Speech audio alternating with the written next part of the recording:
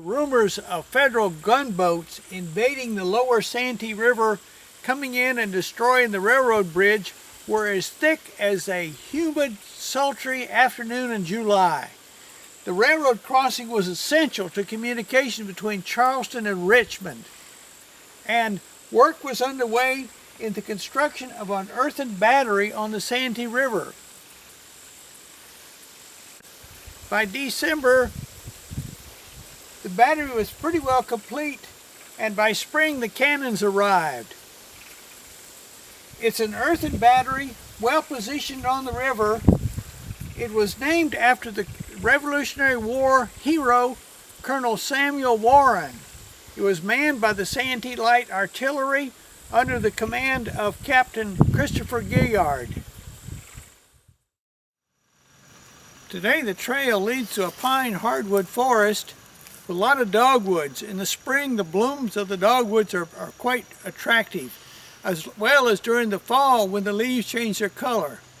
The battery is built high up on the bluff with a commanding view of the river, which would give the men a excellent view of anything coming up the Santee River.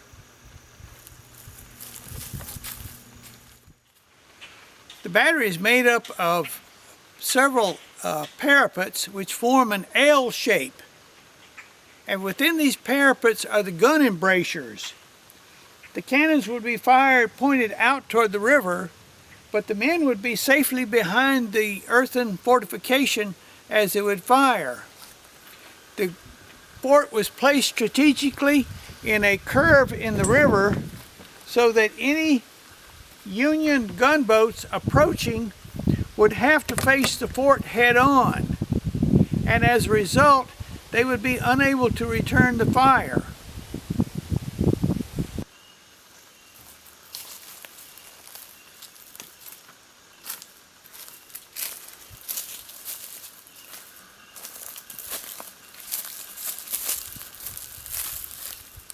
The battery never did see any action during the Civil War, except for one Sunday afternoon when the good captain decided he would load several buggies in McClellanville with some of the finest ladies and bring them out here to impress them.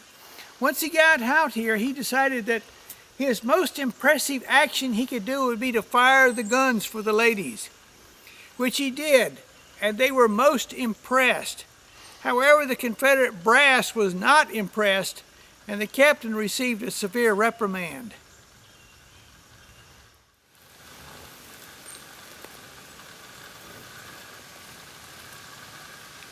Local folklore has it that when the government bought the land in the 1930s, the guns were still here and loaded in place, and that they were sold as scrap metal during the Second World War. However, the agency has no record of any guns on the property when it was acquired, and no sale of any scrap metal from the site.